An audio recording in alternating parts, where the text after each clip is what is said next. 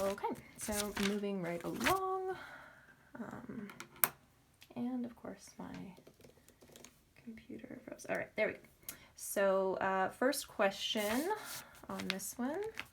We've got, which one of the following could be a list of the factories in the order of their scheduled inspections? Okay, so which one is possible?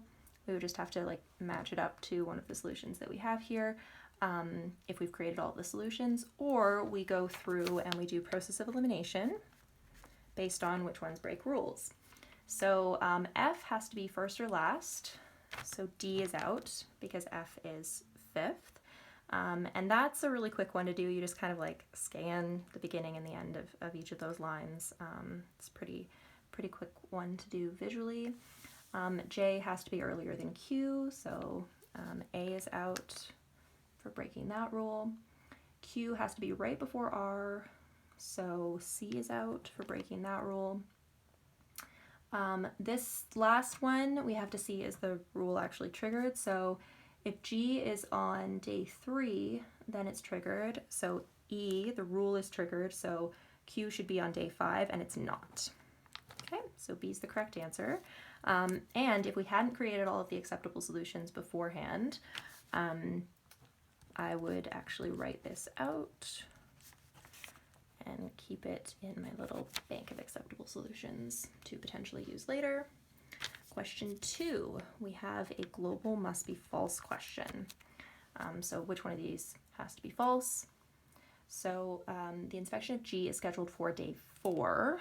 Okay, so G being on day 4, any reason to think that that would be false? So what I can do here is I can say, all right, G on day 4, I can try it out.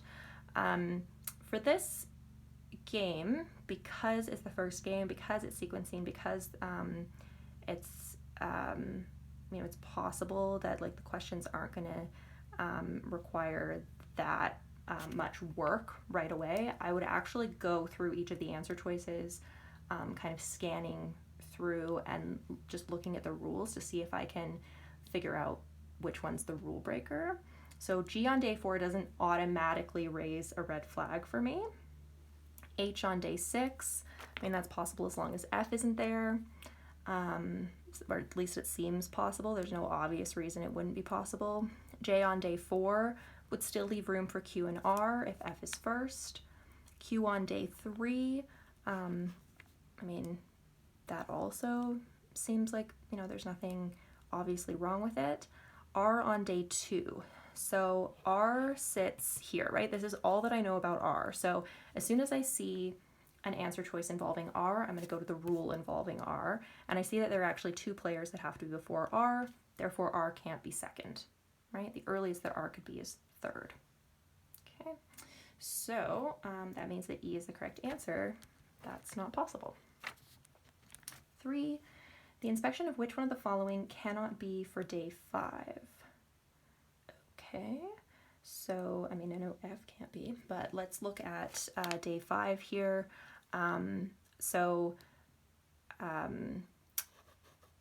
Let's see, could G be on day 5? Maybe H is wild. J on day 5, J has 2 after it, so the latest it could be is 4th, right? So this is similar kind of issue here, and this one is a must be false as well.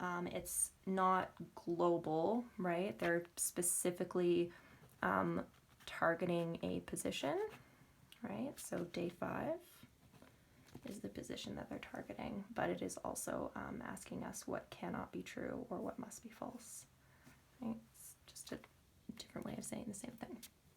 4, the inspection scheduled for day 3 and 5 respectively could be those of, okay, so 3 and 5, those positions are involved in our conditional rule. So if 3 is G, 5 should be Q, so A and B are both out.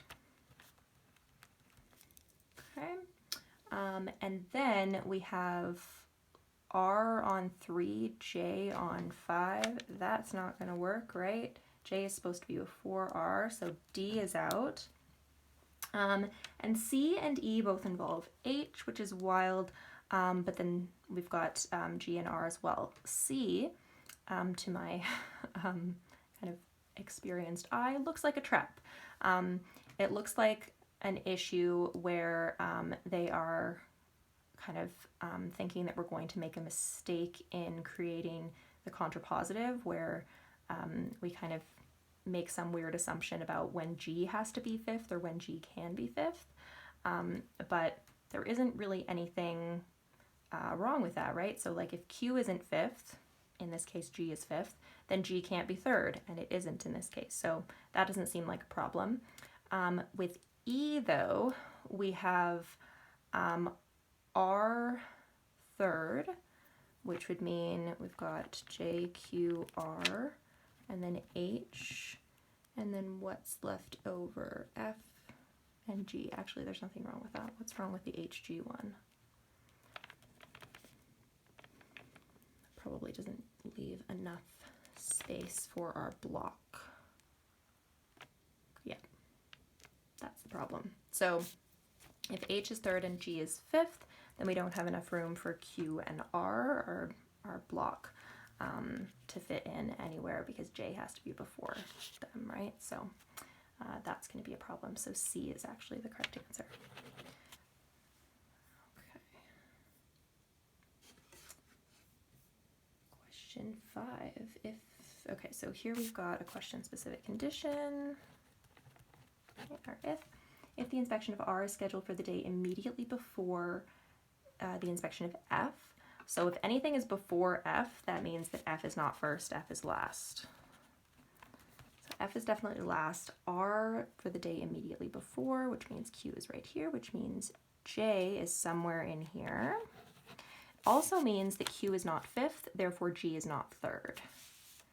Okay, so G is first or second, G is not third, and so the third is J or H, and those guys are J or H. Which one of the following must be true? We either have, okay, so it's definitely giving us just two options for a single day. The day where we have two options is day 3, and it's J and H, so that answer is D. Right. Here we're trying to, so for question 6, we are trying to maximize the number of days between G and H. Okay, so maximizing the amount of space between those two, we're going to want to put all 3 of these guys between them. So let's give that a go. Okay, so F, put G and H, and then J, Q, R. So that works fine. We could flip them around, no problem with that. There isn't going to be a scenario where G ends up third, maximizing this. So yeah, it really looks like we're probably fine flipping these guys and also putting them first and fifth and putting F last instead, just as long as J, Q, and R in between. So we need to create a list of the factories, any one of which could be scheduled for inspection for day 1. So F, G, or H, any of those guys could be on day 1, and that's answer choice D. All right, last question. Question 7. If the inspection of G is scheduled for the day immediately before the inspection of Q, so G right before Q, which is right before R, and all of this would have to be after J because Q has to be after J.